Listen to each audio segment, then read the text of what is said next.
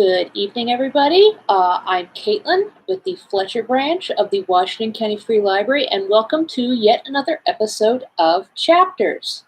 Now, to start off with, I first want to apologize if anybody tried to tune in last week. I had technical difficulties that I could not fix on my end, unfortunately, which is why the stream did not air. You maybe saw 2 seconds of me before it cut out. And rest assured, I was over here just angrily drinking tea because I couldn't fix it. So hopefully everything will go smoothly tonight and we'll be able to conclude our first book, The Mysterious Affair at Styles. Our second piece of business is next week, Thursday, March the 4th at 7 p.m. We're going to be starting our next book, which will be, if you want to read ahead, Around the World in 80 Days by Jules Verne. We're going to have our top hats on, we're going to be jumping into hot air balloons and just racing across the globe. As always, I shall have a fabulous hat. So if you want to don your fabulous hats as well, please do.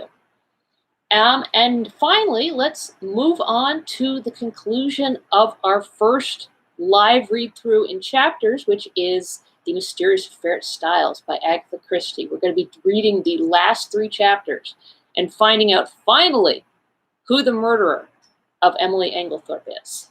Now, just to catch you up on what we missed about 3 weeks ago now, it would be, we have ruled out Alfred Engelthorpe as a suspect. We found a black beard in the house dressing up box, which did not seem to fit with any of the other costumes and looked like it had probably been purchased for the purpose of impersonating Alfred Engelthorpe. We went through a number of suspects. For a while, we suspected Dr. Bauerstein because he's just generally very shady. But we found out even that he'd been arrested, but not for murder, for espionage, because he is probably a spy, but probably also not a murderer. Poirot enlisted the help of Miss Howard as somebody within the house who could assist him. She found a mysterious invoice on top of a wardrobe that was for a costumer, remember the black beard, and was addressed to an L. Cavendish, as in Lawrence, possibly Cavendish, the younger brother. We were left to imagine Lawrence as a possible suspect. He turns out he studied medicine. He does know poisons. He kept saying it was a natural death at the inquest, even though literally everybody, including the coroner, was saying it was strychnine that killed her. And also, weirdly, his fingerprints were found on a bottle of strychnine from the hospital dispensary. But finally, when we concluded,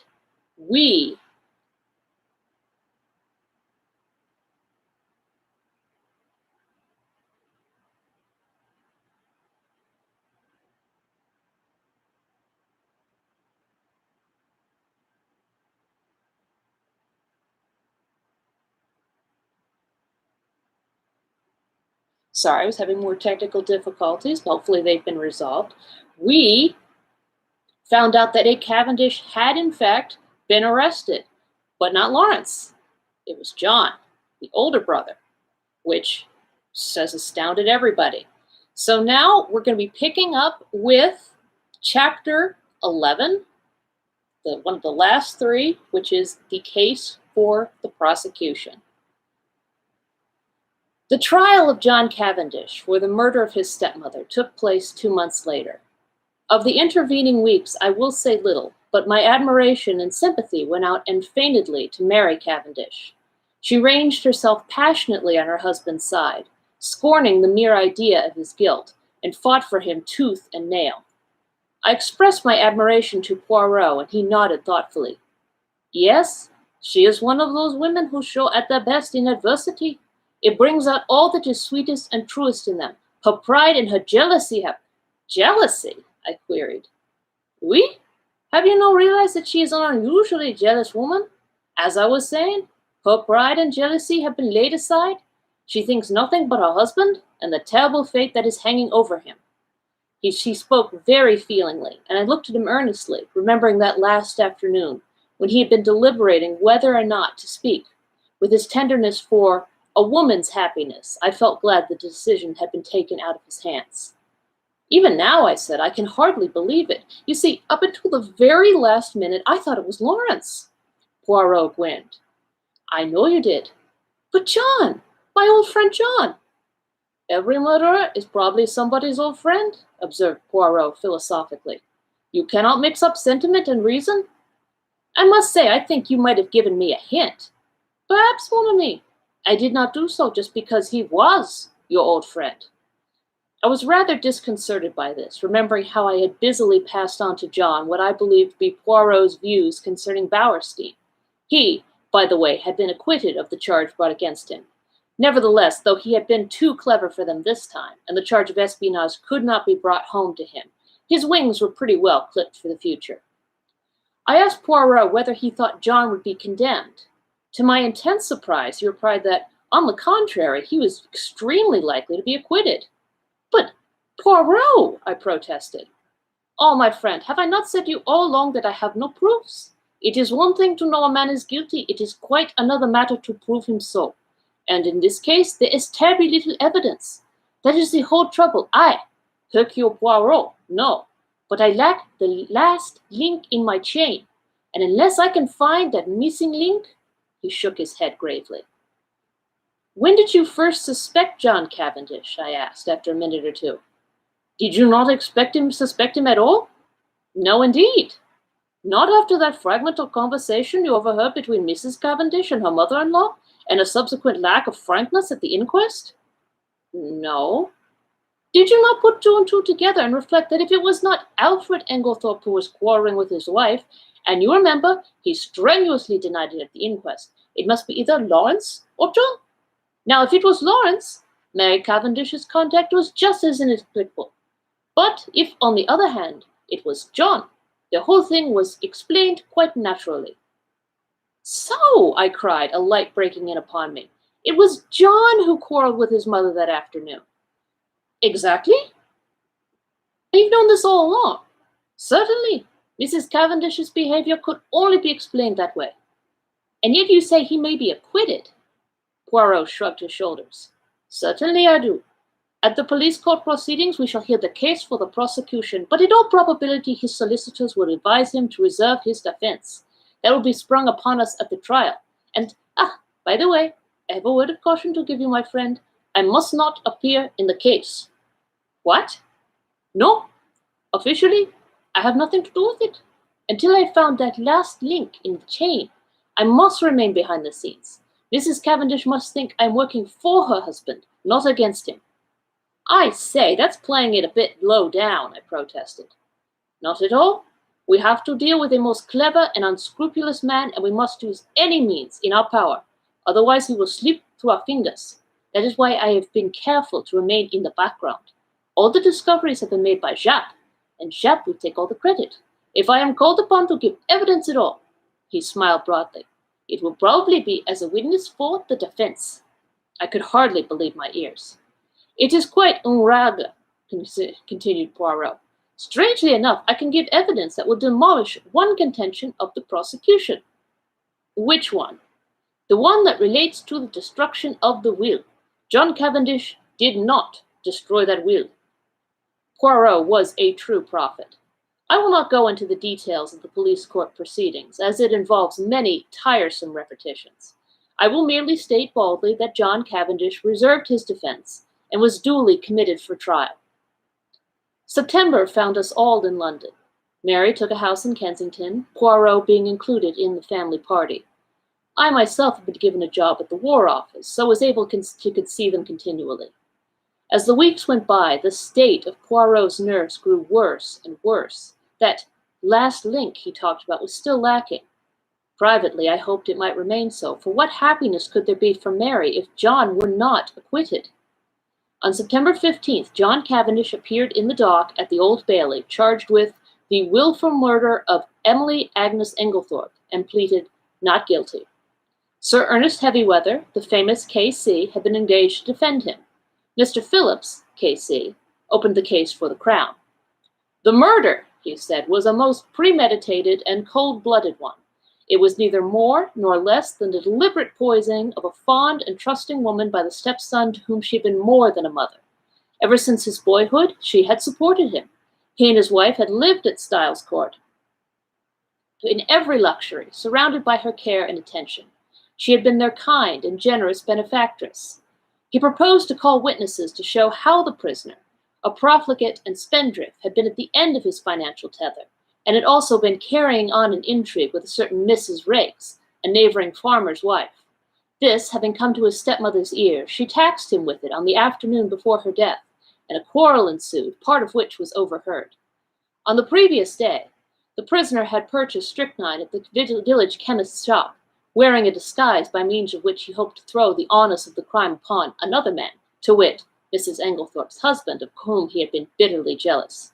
Luckily for Mr. Engelthorpe, he had been able to produce an unimpeachable alibi. On the afternoon of July 17th, continued counsel, immediately after the quarrel with her son, Mrs. Engelthorpe made a new will. This will was found destroyed in the grate of her bedroom the following morning, but evidence had come to light which showed that it had been drawn up in favor of her husband. Deceased had already made a will in his favor before her marriage, but, and Mr. Phillips wagged an expressive forefinger, the prisoner was not aware of that. What had induced the deceased to make a fresh will, with the old one still extant, he could not say. She was an old lady and might possibly have forgotten the former one, or, this seemed to him more likely, she may have had an idea that it was revoked by her marriage, as there had been some conversation on the subject. Ladies were not always very well versed in legal knowledge. She had, about a year before, executed a will in favor of the prisoner. He would call evidence to show that it was the prisoner who ultimately handed his stepmother her coffee on the fatal night. Later in the evening, he had sought admission to her room, on which occasion, no doubt, he found an opportunity of destroying the will which, as far as he knew, would render the one in his favor valid. The prisoner had been arrested in consequence of the discovery, in his room, by Detective Inspector Japp, a most brilliant officer, of the identical phial of strychnine which had been sold at the village chemist's to the supposed Mr. Engelthorpe on the day before the murder. It would be for the jury to decide whether or not these damning facts constituted an overwhelming proof of the prisoner's guilt. And, subtly implying that a jury which did not so decide was quite unthinkable, Mr. Phillips sat down and wiped his forehead. The first witnesses for the prosecution were mostly those who had been called at the inquest, the medical evidence being again taken first. Mr. Ernest Heavyweather, who was famous all over England for the unscrupulous manner in which he bullied witnesses, asked only 2 questions. I take it, Dr. Bauerstein, that strychnine, as a drug, acts quickly? Yes. That you are unable to account for the delay in this case? Yes. Thank you. Mr. Mace identified the phial handed to him by counsel as that sold by him to Mr. Engelthorpe. Pressed, he admitted that he only knew Mr. Engelthorpe by sight. He had never spoken to him. The witness was not cross-examined. Alfred Engelthorpe was called and denied having purchased the poison. He also denied having quarreled with his wife. Various witnesses testified to the accuracy of these statements. The gardener's evidence as to the witnessing of the will was taken, and then Dorcas was called. Dorcas, faithful to her young gentleman, denied strenuously that it could have been John's voice she heard, and resolutely declared in the teeth of everything that it was Mr. Engelthorpe who had been in the boudoir with her mistress. A rather wistful smile passed across the face of the prisoner in the dock. He knew only too well how useless her gallant defiance was, since it was not the object of the defense to deny this point. Mrs. Cavendish, of course, could not be called upon to give evidence against her husband. After various questions on other matters, Mr. Phillips asked, In the month of June last, do you remember a parcel arriving for Mr. Lawrence Cavendish from Parkson's? Dorcas shook her head. I don't remember, sir. It may have done, but Mr. Lawrence was away from home part of June. In the event of a parcel arriving for him whilst he was away, what could be done with it? It would either be put in his room or sent on after him. By you? No, sir, I should leave it on the hall table. It would be Miss Howard who would attend to anything like that. Evelyn Howard was called, and after being examined on other points, was questioned as to the parcel. Don't remember? Lots of parcels come. Can't remember one special one. You do not know if it was sent after Mr. Lawrence Cavendish to Wales, or whether it was put in his room? Don't think it was sent after him. Should have remembered it if it was. Supposing a parcel arrived addressed to Mr. Lawrence Cavendish, and afterwards it disappeared, should you remark its absence? No, don't think so. I should think someone had taken charge of it. I believe, Miss Howard, that it was you who found this sheet of brown paper. He held up the same dusty piece which Poirot and I had examined in the morning room at Styles. Yes, I did. How did you come to look for it? The Belgian detective who was employed on the case asked me to search for it. Where did you eventually discover it? On the top of a wardrobe. On top of the prisoner's wardrobe. I believe so. Did you not find it yourself? Yes. Then you must know where you found it. Yes, it was on the prisoner's wardrobe. That is better. An assistant from Parkson's, theatrical costumers, testified that on June 29th they had supplied a black beard to Mr. L. Cavendish, as requested. It was ordered by letter, and a postal order was enclosed. No, they had not kept the letter. All transactions were entered in their books. They had sent the beard, as directed, to L. Cavendish, Esquire, Styles Court. Sir Ernest Heavywether rose ponderously. Where was the letter written from? From Styles Court. The same address to which you sent the parcel? Yes. And the letter came from there? Yes. Like a beast of prey, Heavywether fell upon him. How do you know?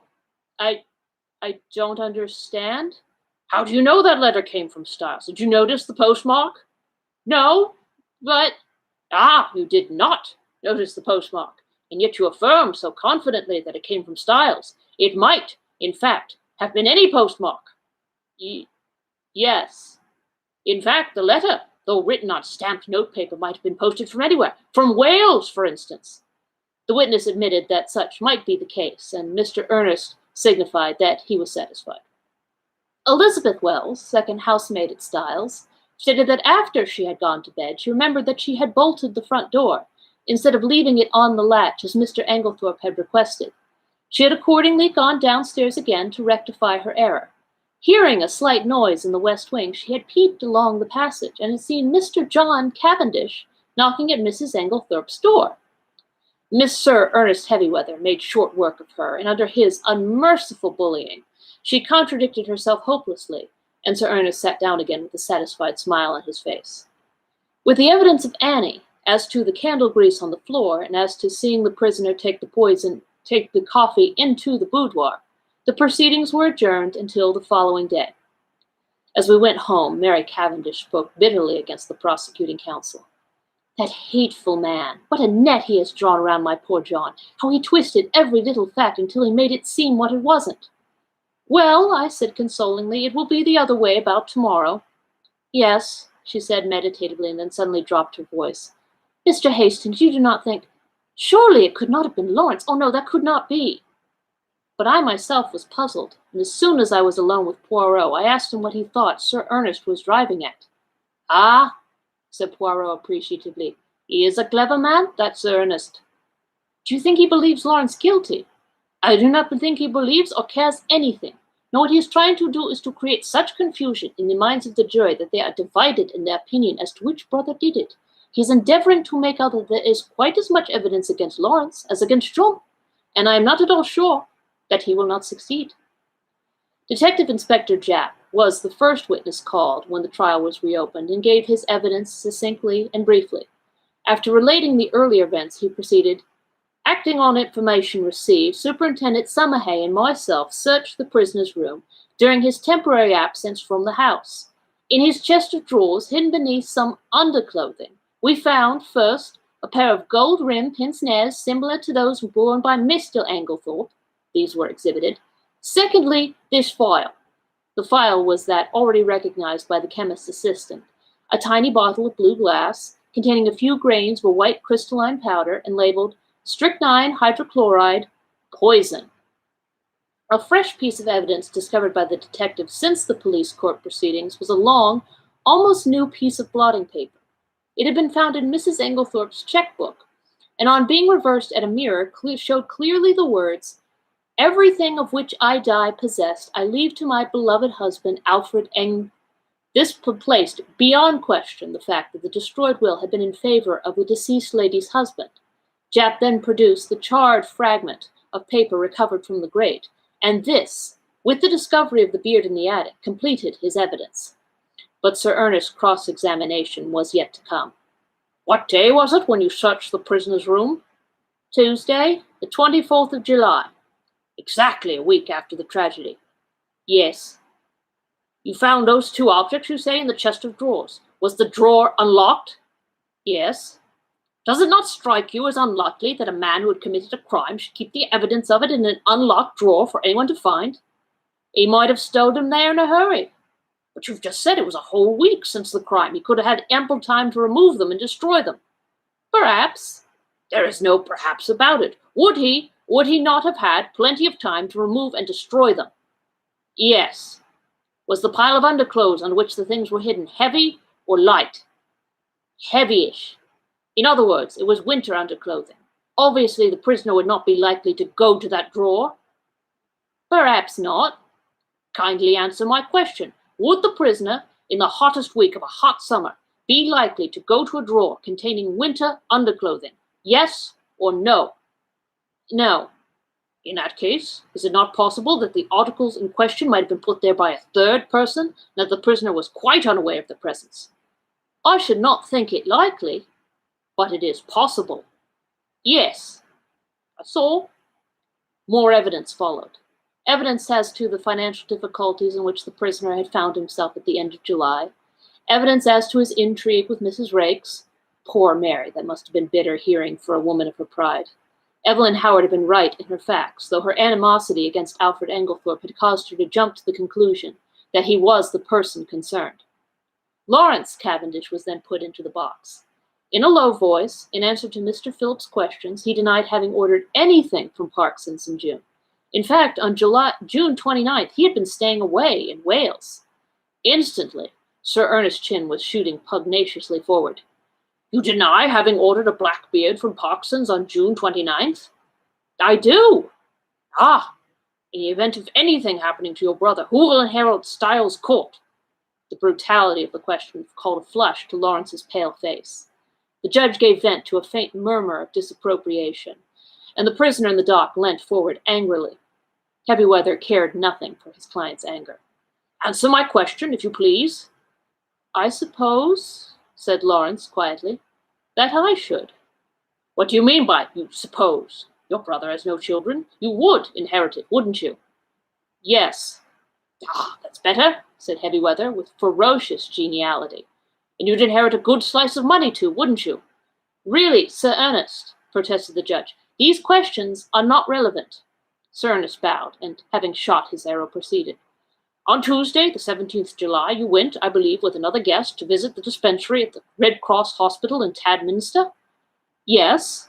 "Did you, while you happened to be alone for a few seconds, unlock the poison cupboard and examine some of the bottles?" I may have done so." "I put it to you that you did do so." "Yes." Sir Ernest fairly shot the next question at him. "Did you examine one bottle in particular?" "No, I do not think so." "Be careful, Mr. Cavendish. I'm referring to a little bottle of hydrochloride of strychnine." Lawrence was turning a sickly greenish color. "No, I'm sure I didn't." "Then how do you account for the fact that you left the unmistakable impress of your fingerprints on it?" The bullying manner was highly efficacious with a nervous disposition. I suppose I must have taken up the bottle." "I suppose so too. Did you abstract any of the contents of the bottle?" Certainly not." "Then why did you take it up?" "I once studied to be a doctor. Such things naturally interest me." "Ah, so poisons naturally interest you, do they? Still, you waited to be alone before gratifying that interest of yours?" "That was pure chance. If the others had been there, I should have done just the same." "Still, as it happens, the others were not there." "No, but in fact, during the whole afternoon, you were only alone for a couple of minutes, and it happened, I say it happened, to be during those 2 minutes that you displayed your natural interest in hydrochloride of strychnine." Lawrence stammered pitiably. I, With a satisfied and expressive countenance, Sir Ernest observed, "I have nothing more to ask you, Mr. Cavendish." This bit of cross-examination had caused great excitements in court. The heads of the many fashionably attired women present were busily laid together, and their whispers became so loud that the judge angrily threatened to have the court cleared if there was not immediate silence. There was little more evidence. The handwriting experts were called upon for their opinion of the signature of Alfred Engelthorpe in the chemist's poison register. They all declared unanimously that it was certainly not his handwriting, and gave it as their view that it might be that of the prisoner's disguise. Cross-examined, they admitted that it might be the prisoner's handwriting cleverly counterfeited. Sir Ernest Heavyweather's speech in opening the case for the defense was not a long one, but it was backed by the full force of his emphatic manner. Never, he said, in the course of his long experience had he known a charge of murder rest on slighter evidence. Not only was it entirely circumstantial, but the greater part of it was practically unproved. Let them take the testimony they had heard and sift it out impartially. The strictite had been found in a drawer in the prisoner's room. That drawer was an unlocked one, as he pointed out, and he submitted that there was no evidence to prove that it was the prisoner who had concealed the poison there. It was, in fact, a wicked and malicious attempt on the part of some third person to fix the crime on the prisoner. The prosecution had been unable to produce a shred of evidence in support of their contention that it was the prisoner who had ordered the black beard from Parsons. The quarrel which had taken place between prisoner and his stepmother was freely admitted, but both it and his financial embarrassments had been grossly exaggerated. His learned friend, Sir Ernest nodded carelessly at Mr. Phillips, had stated that if the prisoner were an innocent man, he would have come forward at the inquest to explain that it was he, and not Mr. Engelthorpe, who'd been the participator in the quarrel. He thought the facts had been misrepresented.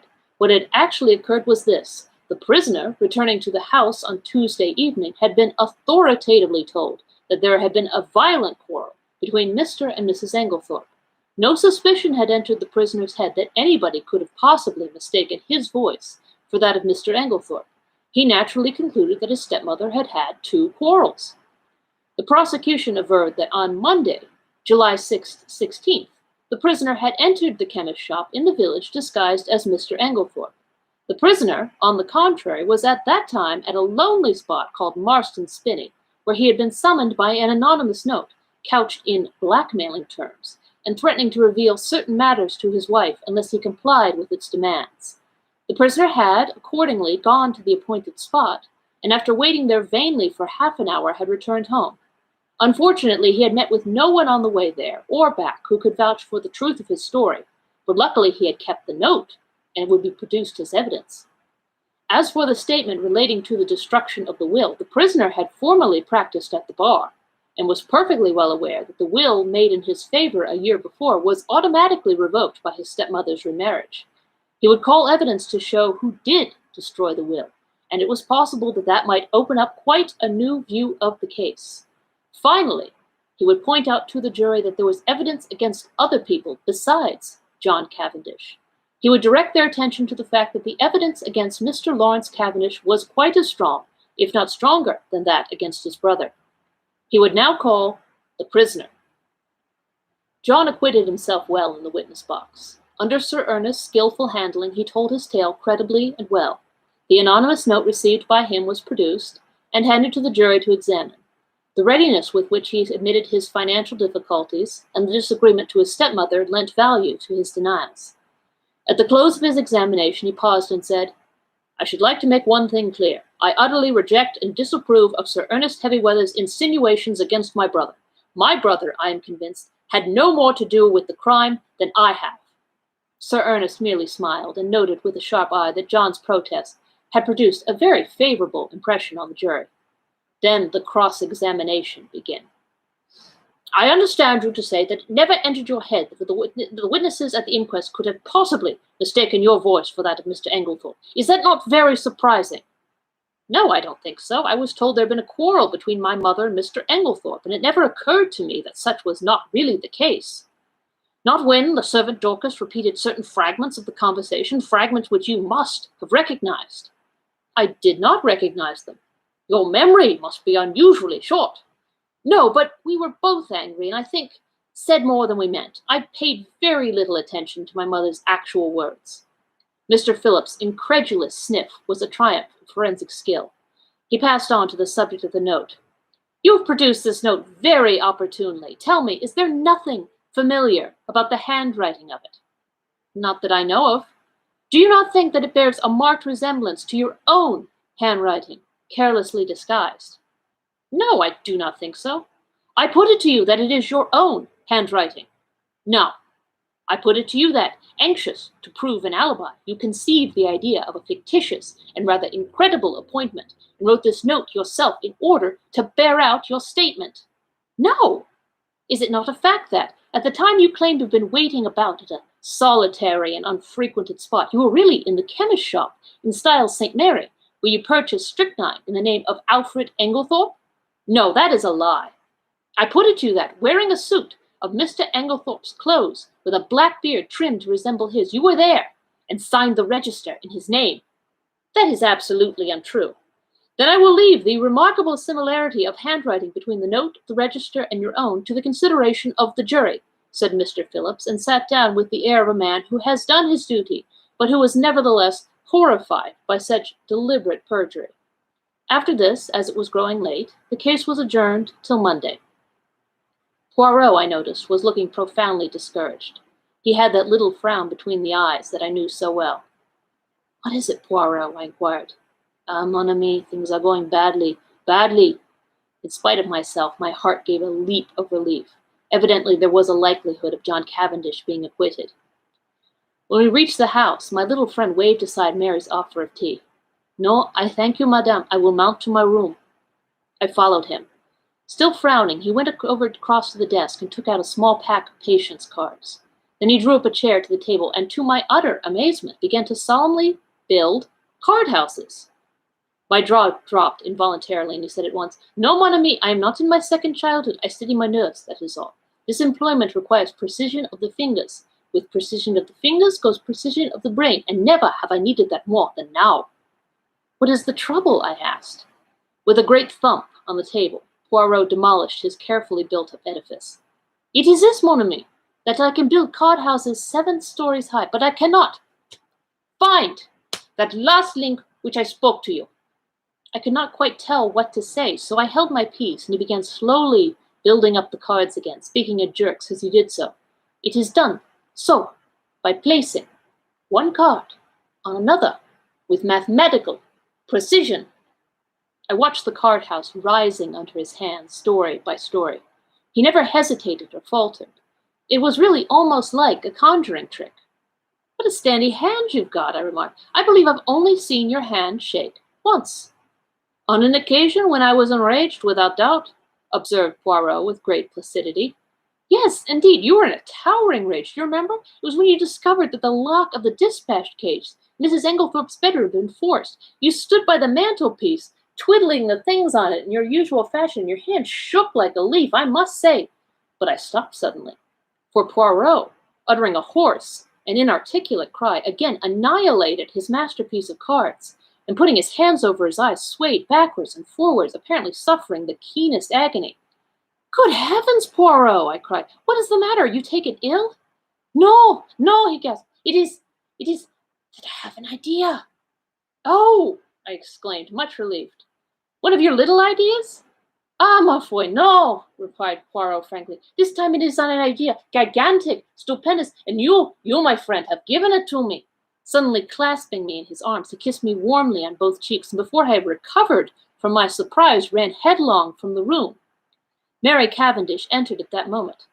What is the matter with Monsieur Poirot? He rushed past me, crying out, a garage! For the love of heaven, direct me to a garage, madame!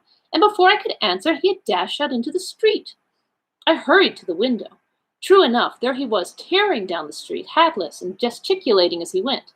I turned to Mary with a gesture of despair. He'll be stopped by a policeman in another minute. There he goes, round the corner. Our eyes met, and we stared helplessly at one another. What can be the matter? I shook my head.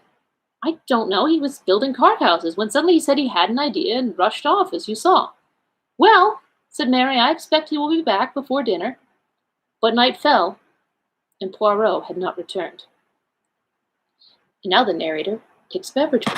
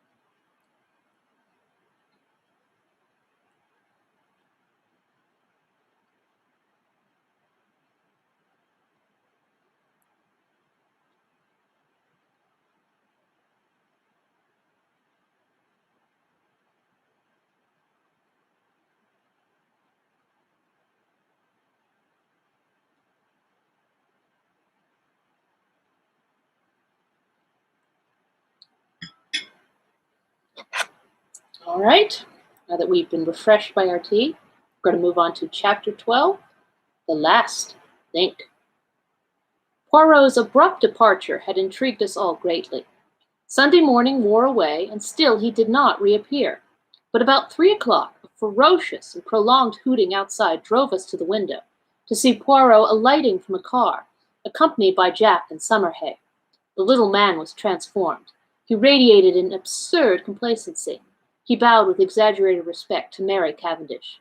"Madame, I have your permission to hold a little reunion in the salon. It is necessary for everyone to attend." Mary smiled sadly. "You know, Monsieur Poirot, that you have carte blanche in every way." "You are too amiable, madame." Still beaming, Poirot marshaled us all into the drawing-room, bringing forward chairs as he did so. "Miss Howard, here. Mademoiselle Cynthia, Monsieur Lawrence, good Dorcas, and Annie, bien. We must delay our proceedings a few minutes until Mr. Engelthorpe arrives. I have sent him a note." Miss Howard rose immediately from her seat. "If that man comes into the house, I leave it." "No, no." Poirot went up to her and pleaded in a low voice. Finally, Miss Howard consented to return to her chair. A few minutes later, Alfred Engelthorpe entered the room. The company once assembled, Poirot rose from his seat with the air of a popular lecturer and bowed politely to his audience. "Messieurs, mesdames, as you all know, I was called in by Monsieur Jean Cavendish to investigate this case. I at once examined the bedroom of the deceased, which, by the advice of the doctors, had been kept locked, and was consequently exactly as it had been when the tragedy occurred. I found, first, a fragment of green material, second, a stain on the carpet near the window, still damp, thirdly, an empty box of bromide powders. To take the fragment of green material first, I found it caught in the bolt of the communicating door between that room and the adjoining one occupied by Mademoiselle Cynthia. I handed the fragment over to the police, who did not consider it of much importance, nor did they recognize it for what it was, a piece torn from a green land omelette." There was a little stir of excitement. "Now there was only one person at Styles who worked on the land, Mrs. Cavendish. Therefore it must have been Mrs. Cavendish who entered the deceased's room through the door communicating with Mademoiselle Cynthia's room." "But that door was bolted on the inside," I cried. "When I examined the room, yes. But in the first place, we have only her word for it, since it was she who tried that particular door and reported it fastened. In the ensuing confusion, she would have had ample opportunity to shoot the bolt across.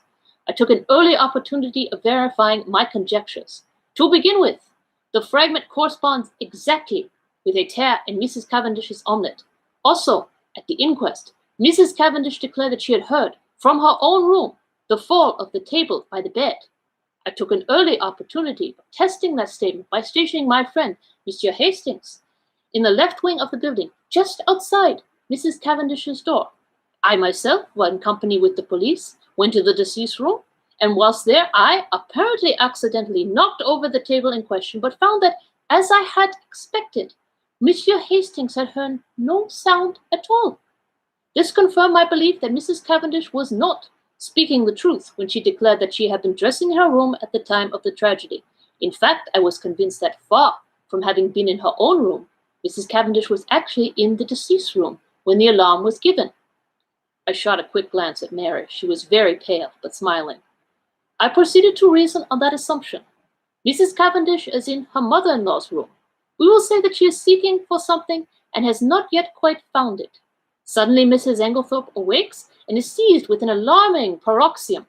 She flings out her arm, overturning the bed table, and then pulls desperately at the bell. Mrs. Cavendish, startled, drops her candle, scattering the grease on the carpet. She picks it up and retreats quickly to Mademoiselle Cynthia's room, closing the door behind her.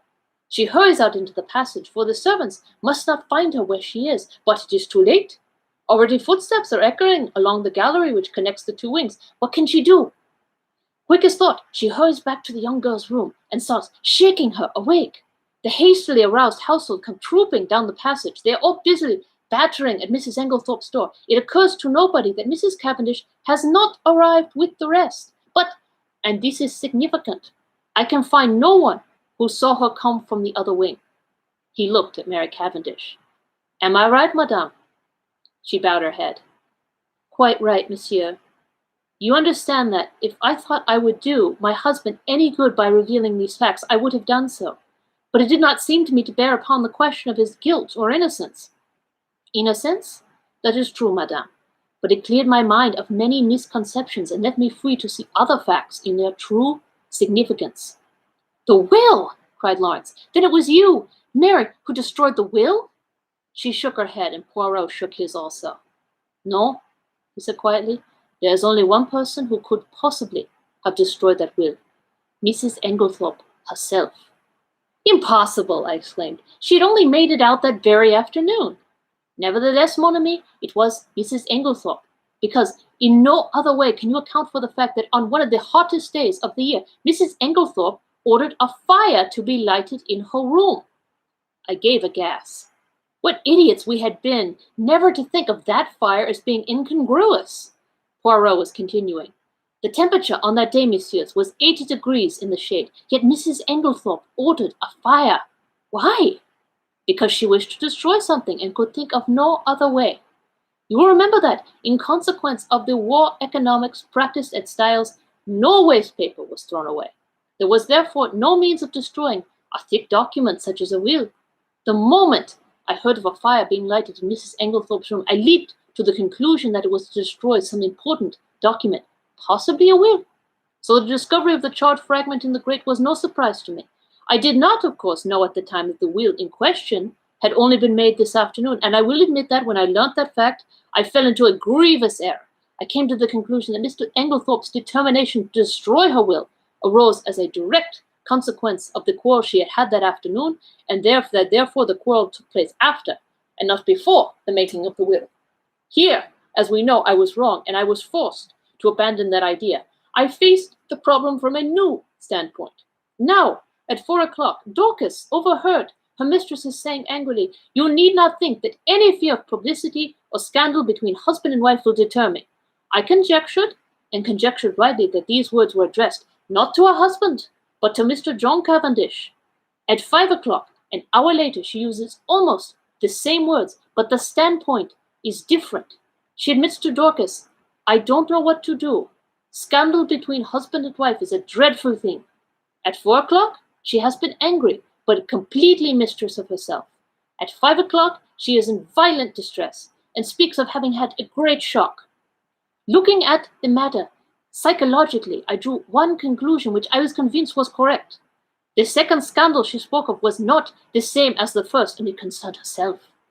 Let us reconstruct. At 4 o'clock, Mrs. Engelthorpe quarrels with her son and threatens to denounce him to his wife, who, by the way, overheard the greater part of the conversation.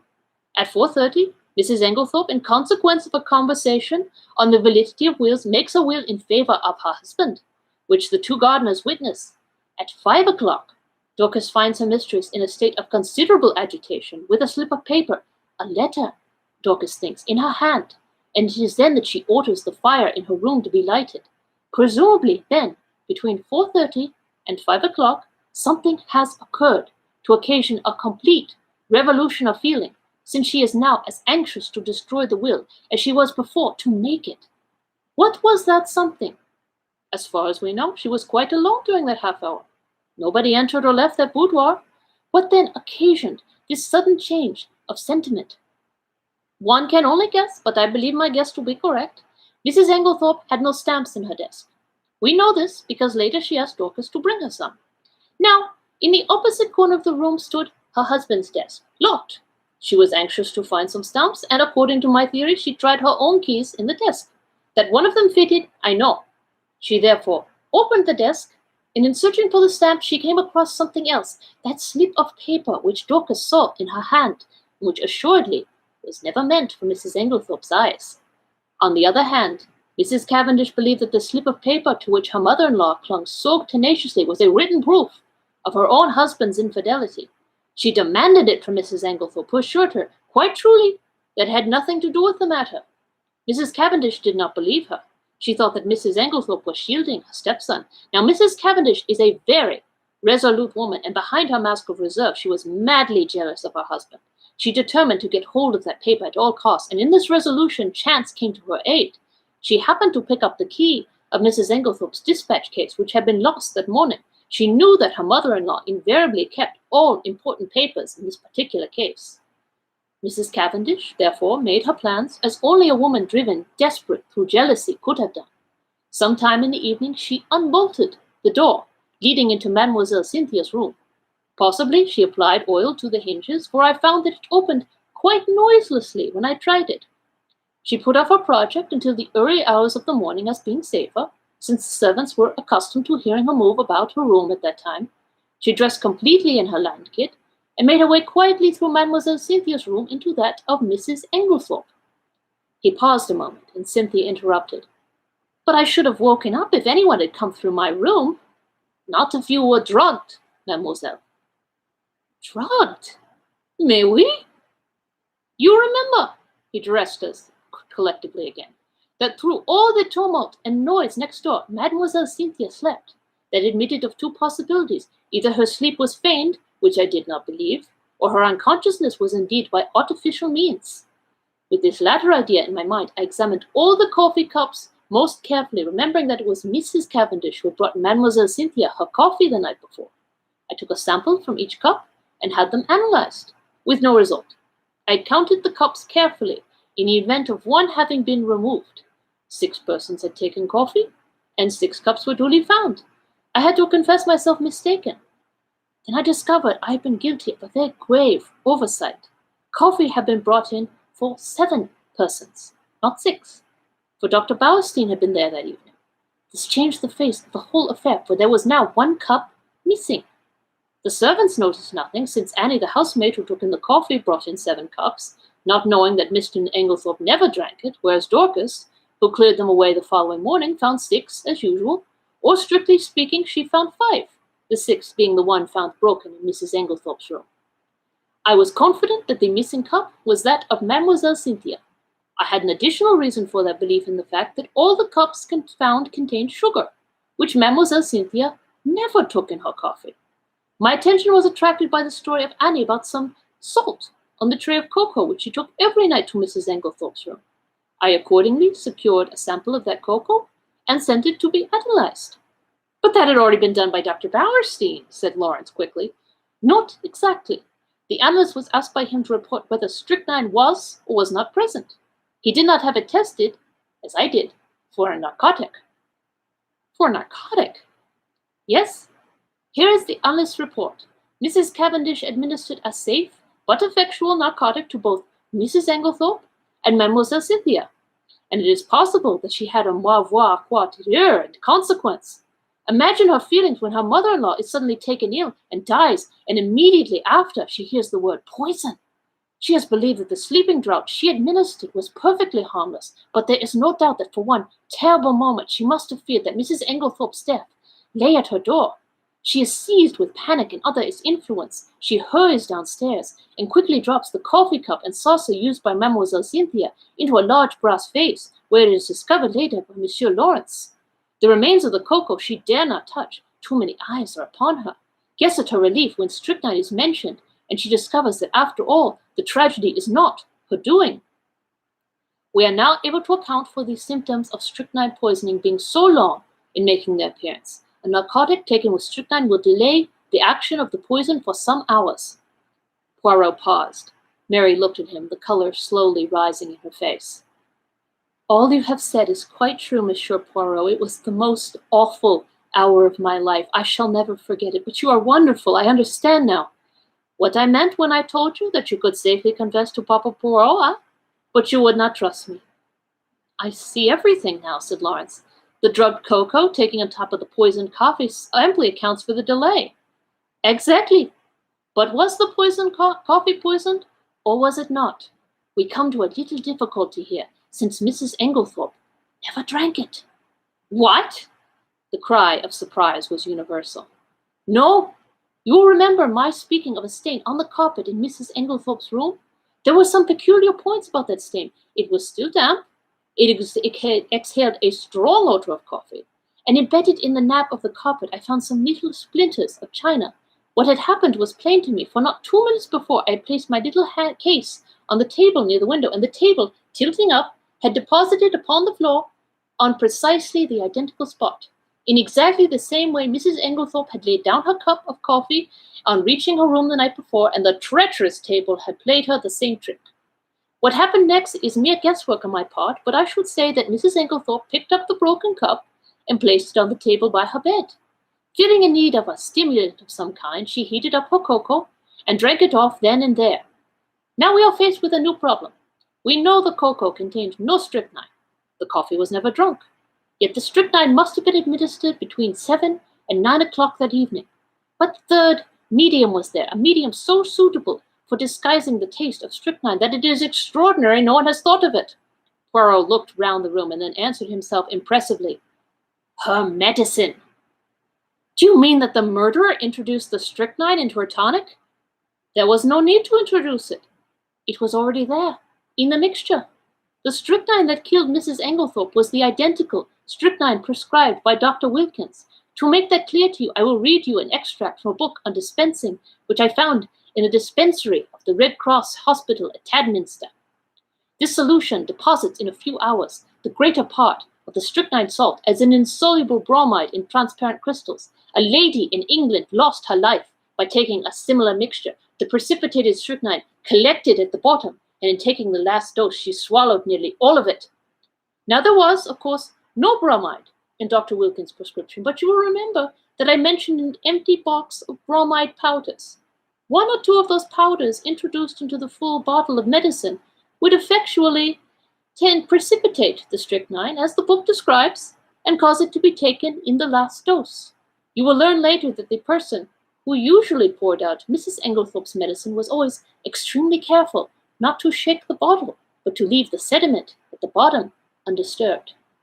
Throughout the case, there have been evidences that the tragedy was intended to take place on Monday evening.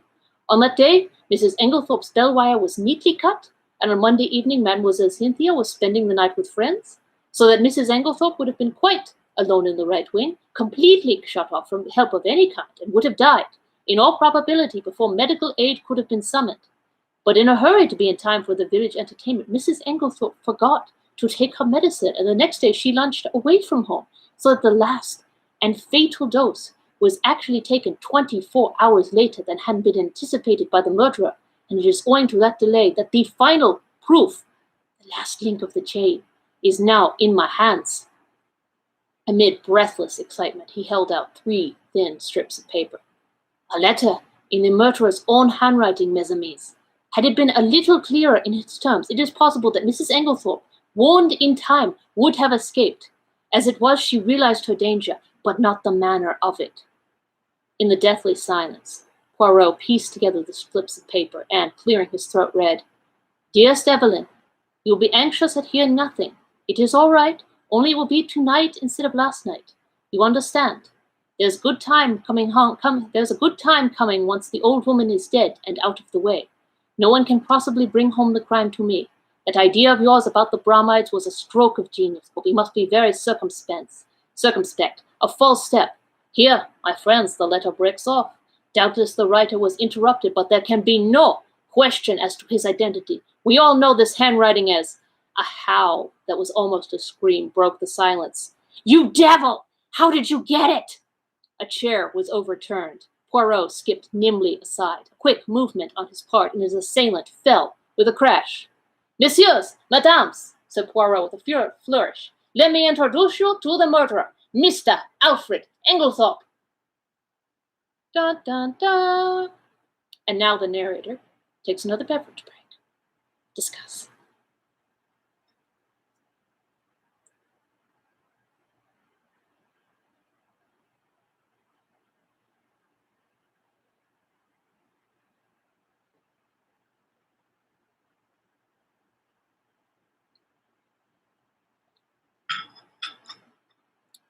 And now we come to our final chapter, chapter 13, Poirot explains. Poirot, you old villain, I said. I've half a mind to strangle you. What do you mean by deceiving me as you have done? We were sitting in the library. Several hectic days lay behind us. In the room below, John and Mary were together once more, while Alfred Engelthorpe and Miss Howard were in custody. Now, at last, I had Poirot to myself and could relieve my still burning curiosity. Poirot did not answer me for a moment, but at last he said, I did not deceive you, mon ami. At most, I permitted you to deceive yourself. Yes, but why? Well, it is difficult to explain. You see, my friend, you have a nature so honest and a countenance so transparent that, to conceal your feelings is impossible. If I had told you my ideas the very first time you saw Alfred Engelthorpe, that astute gentleman would have, in your so expressive idiom, smelt a rat, and then bonjour to our chances of catching him. I think that I have more diplomacy than you give me credit for. My friend, besought Poirot, I implore you, do not enrage yourself. Your help has been of the most invaluable. It is but the extremely beautiful nature that you have which made me pause. Well, I grumbled, a little mollified, I still think that you might have given me a hint. But I did, my friend. Several hints. You will not take them. Think now, did I ever say to you that I believed John Cavendish guilty? Did I not, on the contrary, tell you that he would almost certainly be acquitted? Yes, but and did I not immediately afterwards speak of the difficulty of bringing the murderer to justice? Was it not plain to you that I was speaking of two entirely different persons? No, I said, it was not plain to me. Then again, continued Poirot, at the beginning did I not repeat to you several times that I didn't want Mr. Engelthorpe arrested now? That should have conveyed something to you. Did you mean to say you suspected him as long ago as that? Yes, to begin with. Whoever else might benefit by Mrs. Engelthorpe's death, her husband would benefit the most. There was no getting away from that. When I went up to Styles with you that first day, I had no idea as to how the crime had been committed, but from what I knew of Mr. Engelthorpe, I fancied that it would be very hard to find anything to connect him with it. When I arrived at the chateau, I realized at once that it was Mrs. Engelthorpe who had burnt the will, and there, by the way, you cannot complain, my friend, for I tried my best to force on you the significance of that bedroom fire in midsummer. Yes, I said impatiently, go on. Well, my friend, as I say, my views as to Mr. Engelthorpe's guilt were very much shaken. There was, in fact, so much evidence against him that I was inclined to believe he had not done it. When did you change your mind? When I found that the more efforts I made to clear him, the more efforts he made to get himself arrested. Then when I discovered that Engelthorpe had nothing to do with Mrs. Raikes, and that in fact it was Jean Cavendish who was interested in that quarter, I was quite sure. But why? Simply this. If it had been Engelthorpe who was carrying on an intrigue with Mrs. Raikes, his silence was perfectly comprehensible. But when I discovered that it was known all over the village that it was John who was attracted by the farmer's pretty wife, his silence bore quite a different interpretation. It was nonsense to pretend that he was afraid of the scandal, as no possible scandal could attach to him. This attitude of his gave me furiously to think, and I was slowly forced to the conclusion that Alfred Engelthorpe wanted to be arrested. Eh bien! From that moment I was equally determined that he should not be arrested. Wait a minute, I don't see why he wished to be arrested. Because, mon ami, it is the law of your country that a man once acquitted can never be tried again for the same offense. Aha! But it was clever. His idea. Assuredly, he is a man of method. See here, he knew that in his position he was bound to be suspected. So he conceived the exceedingly clever idea of preparing a lot of manufactured evidence against himself. He wished to be arrested. He would then produce his irreproachable alibi. And hey, presto, he was safe for life. But I still don't see how he managed to prove his alibi and yet go to the chemist's shop. Poirot stared at me in surprise. Is it possible? My poor friend, you have not yet realized that it was Miss Howard who went to the chemist's shop. Miss Howard? But certainly. Who else? It was most easy for her. She is of a good height. Her voice is deep and manly. Moreover, remember, she and Engelthorpe are cousins, and there is a distinct resemblance between them, especially in their gait and bearing. It was simplicity itself. They are a clever pair. I'm still a little fogged as to how exactly the bromide business was done, I remarked. Bon, I will reconstruct for you as far as possible. I am inclined to think that Miss Howard was the mastermind in that affair. You remember her once mentioning that her father was a doctor. Possibly she dispensed his medicines for him, or she may have taken the idea from one of the many books lying about when Mademoiselle Cynthia was studying for an exam. Anyway, she was familiar with the fact that the addition of a bromide to a mixture containing strychnine would cause the precipitation of the latter. Probably the idea came to her quite suddenly. Mrs. Engelthorpe had a box of bromide powders which she occasionally took at night. What could be easier than to quietly dissolve one or more of those powders in Mrs. Engelthorpe's large-sized bottle of medicine when it came from Coots? The risk is practically nil. If anybody, the tragedy will not take place until nearly a fortnight later. If anyone had seen either of them touching the medicine, they will have forgotten it by that time. Miss Howard will have engineered her quarrel and departed from the house. The lapse of time and her absence would defeat all suspicion. Yes, it was a clever idea. If they had left it alone, it is possible the crime might never have been brought home to them. But they were not satisfied. They tried to be too clever, and that was their undoing. Poirot puffed at his tiny cigarette, his eyes fixed on the ceiling. They arranged a plan to throw suspicion on John Cavendish by buying strychnine at the village chemist's and signing the register in his handwriting. On Monday, Mrs. Engelthorpe will lace the last dose of her medicine. On Monday, therefore, at 6 o'clock, Alfred Engelthorpe arranges to be seen by a number of people at a spot far removed from the village. Miss Howard has previously made up a cock and bull story about him and Mrs. Rex to account for his holding his tongue afterwards. At 6 o'clock, Miss Howard, disguised as Alfred Engelthorpe, enters the chemist shop with a story about a dog, obtains the strychnine, and writes the name of Alfred Engelthorpe in John's handwriting, which he had previously studied carefully. But, as it will never do if John, too, can prove an alibi, she writes him an anonymous note, still copying his handwriting, which takes him to a remote spot where it is exceedingly unlikely that anyone will see him. So far, all goes well. Miss Howard goes back to Midlingham. Alfred Engelthorpe returns to Styles. There is nothing that can compromise him in any way, since it is Miss Howard who has the strychnine, which, after all, is only wanted as a blind to throw suspicion on John Cavendish. But now, a hitch occurs. Mrs. Engelthorpe does not take her medicine that night. The broken bell, Cynthia's absence, arranged by Engelthorpe through his wife, all these are wasted. Then he makes his slip. Mrs. Engelthorpe is out, and he sits down to write to his accomplice, who he fears may be in a panic at the nonsense success of their plan. It is probable that Mrs. Engelthorpe returned earlier than he expected. Caught in that act and somewhat flurried, he hastily shuts and locks his desk. He fears that if he remains in the room, he may have to open it again, and that Mrs. Engelthorpe might catch sight of the letter before he could snatch it up. So he goes out and walks in the woods, little dreaming that Mrs. Engelthorpe will open his desk and discover the incriminating document. But this, as we know, is what happened. Mrs. Engelthorpe reads it and becomes aware of the perfidy of her husband and Evelyn Howard, though, unfortunately, the sentence about the bromides conveys no warning in her mind. She knows that she is in danger, but is ignorant of where the danger lies. She decides to say nothing to her husband, but sits down and writes to her solicitor, asking him to come on the morrow, and she also determines to destroy immediately the wills which she has just made. She keeps the fatal letter. It was to discover the letter, then, that her husband forged the lock of the dispatch case? Yes, and from the enormous risk he ran, we can see how fully he realized its importance. That letter accepted, there was absolutely nothing to connect him with the crime. There's only one thing I can't make out. Why didn't he destroy it at once when he got hold of it? Because he did not dare take the biggest risk of all, that of keeping it on his own person. I don't understand. Look at it from his point of view. I have discovered that there were only 5 short minutes in which he could have taken it. The 5 minutes immediately before our own arrival on the scene, for before that time Annie was brushing the stairs and would have seen anyone who passed going through the right wing. Figure to yourself the scene. He enters the room, unlocking the door by means of one of the other door keys. They were all very much alike.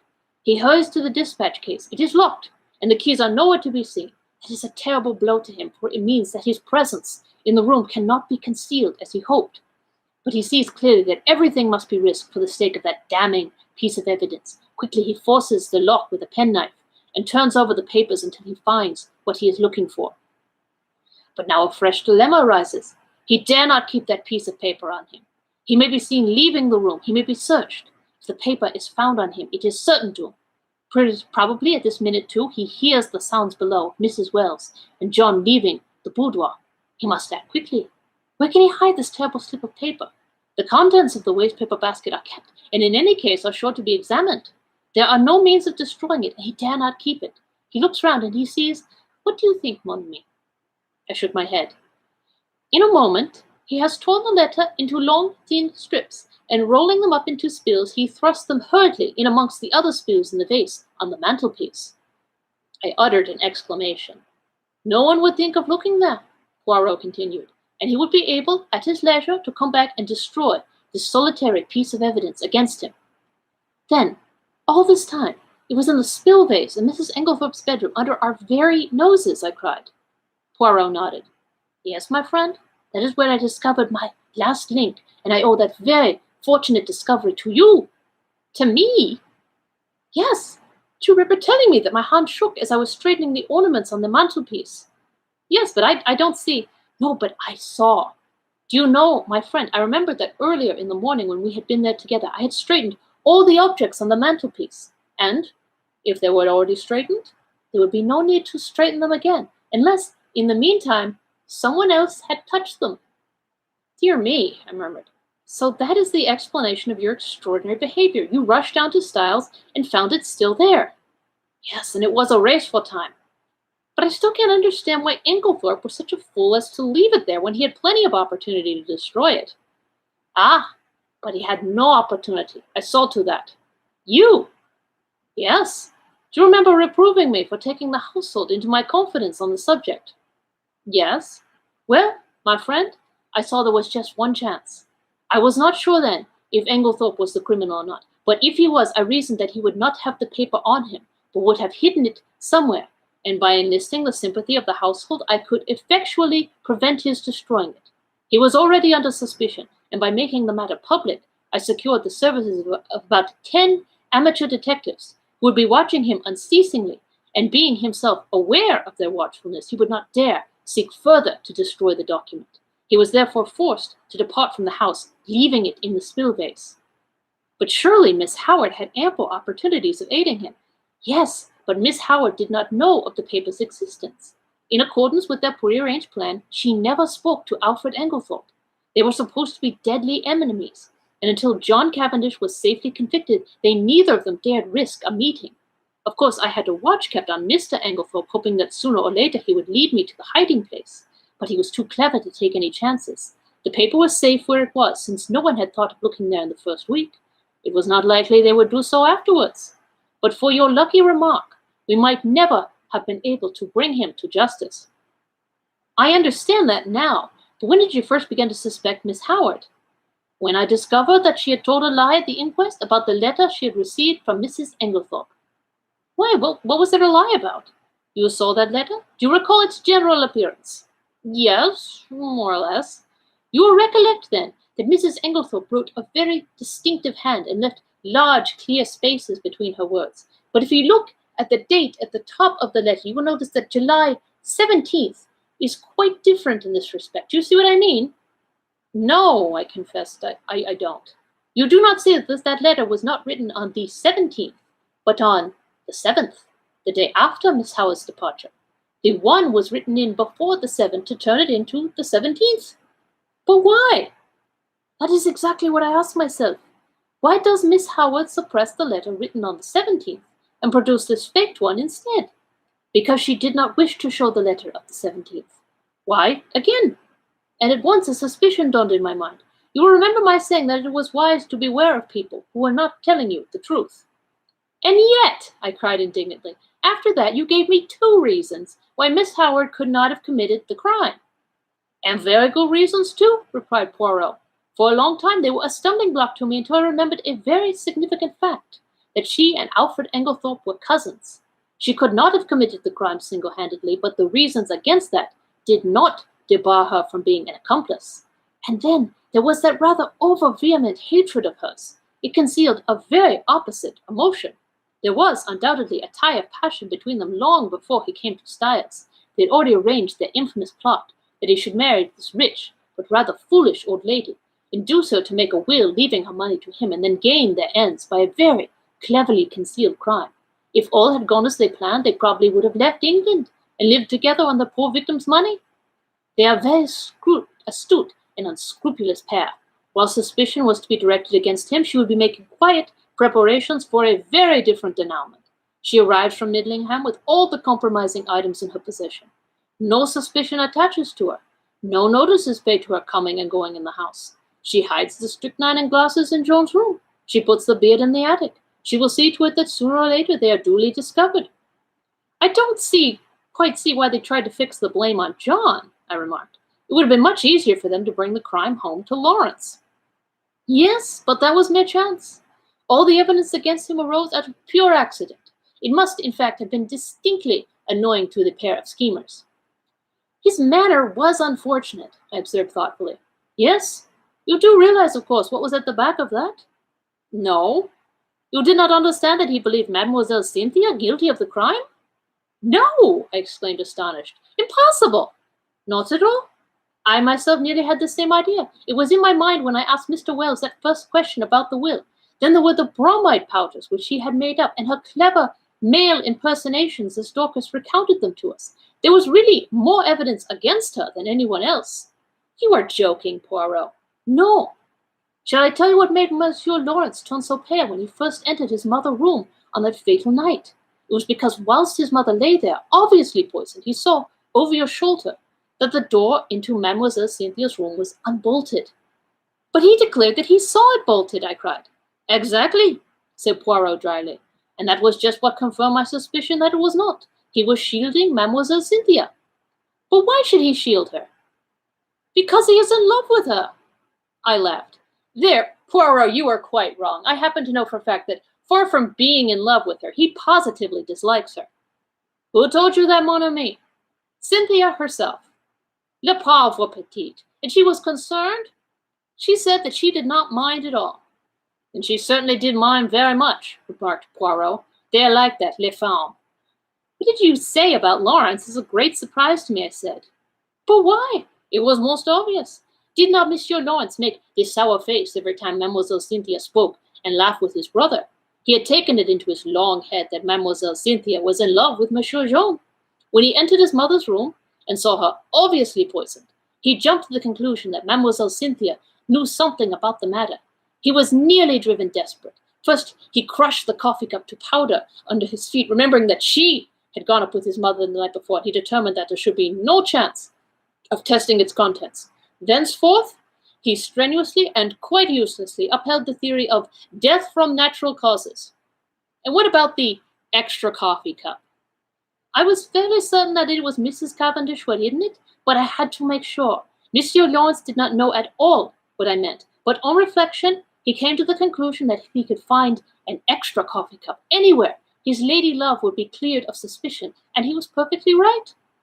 One thing more. What did Mrs. Engelthorpe mean by her dying words?" "They were, of course, an accusation against her husband." "Dear me, Poirot," I said with a sigh, "I think you have explained everything. I'm glad it has all ended so happily. Even John and his wife are reconciled." "Thanks to me?" "What do you mean, thanks to you?" "My dear friend, do you not realize that it was simply and solely the trial which has brought them together again? That John Cavendish still loved his wife, I was convinced. Also, that she was equally in love with him. But they had drifted very far apart. It all arose from a misunderstanding. She married him without love. He knew it. He is a sensitive man, in his way. He would not force himself upon her if she did not want him. And as he withdrew, her love awoke. But they are both unusually proud, and their pride held them inexorably apart. He drifted into an entanglement with Mrs. Riggs, and she deliberately cultivated the friendship of Dr. Bauerstein. Do you remember the day of John Cavendish's arrest, when you found me deliberating over a big decision?" "Yes, I quite understood your distress." "Pardon me, mon ami, but you did not understand it in the least. I was trying to decide whether or not I would clear John Cavendish at once. I could have cleared him, though it might have meant a failure to convict the real criminals. They were entirely in the dark as to my real attitude up to the very last moment, which partly accounts for my success." "Do you mean that you could have saved John Cavendish from being brought to trial?" "Yes, my friend, but I eventually decided in favor of a woman's happiness. Nothing but the great danger through which they have passed could have brought these two proud souls together again." I looked at Poirot in silent amazement. The colossal cheek of the little man. Who on earth but Poirot would have thought of a trial for murder as a restorer of conjugal happiness? "I perceive your thoughts, mon ami," said Poirot, smiling at me. "No one but Hercule Poirot would have attempted such a thing, and you are wrong in condemning it. The happiness of one man and one woman is the greatest thing in all the world." His words took me back to earlier events. I remembered Mary as she lay white and exhausted on the sofa, listening, listening. There had come the sound of the bell below. She had started up. Poirot had opened the door and, meeting her agonized eyes, had nodded gently. "Yes, madame," he said. "I have brought him back to you." He had stood at his side, and as I went out I had seen the look in Mary's eyes, as John Cavendish had caught his wife in his arms. "Perhaps you are right, Poirot," I said gently. "And yes, it is the greatest thing in the world." Suddenly there was a tap at the door, and Cynthia peeped in. I only... "Come in," I said, springing up. She came in, but did not sit down. "I only wanted to tell you something." "Yes?" Cynthia fidgeted with a little tassel for some moments, then suddenly exclaiming, "You dears!" kissed first me, and then Poirot, and rushed out of the room again. "What on earth does this mean?" I asked, surprised. It was very nice to be kissed by Cynthia, but the publicity of the salute rather impaired the pleasure. "It means she has discovered Monsieur Lawrence does not dislike her as much as she thought," replied Poirot philosophically. "But here he is." Lawrence at that moment passed the door. "Hey, Monsieur Lawrence!" called Poirot. "We must congratulate you, is it not so?" Lawrence blushed and then smiled awkwardly. A man in love is a sorry spectacle. Now Cynthia had looked charming. I sighed. "What is it, mon ami?" "Nothing," I said sadly. "They are two delightful women." "And neither of them is for you," finished Poirot. "Never mind. Console yourself, my friend. We may hunt together again. Who knows? And then the end. And that, everyone, is The Mysterious Affair at Styles by Agatha Christie. I hope you were all surprised by who the murderer turned out to be, or possibly you figured it out during the course of the investigation. Either way, I hope you enjoyed my retelling of it, and hopefully you will join me next week on Thursday, March the 4th at 7 p.m., same time, as we start our next big adventure, Jules Verne's Around the World in 80 Days. In the meantime, don your fabulous hats, enjoy your tea, get out your magnifying glasses to solve mysteries, and I will see you next time. Bye.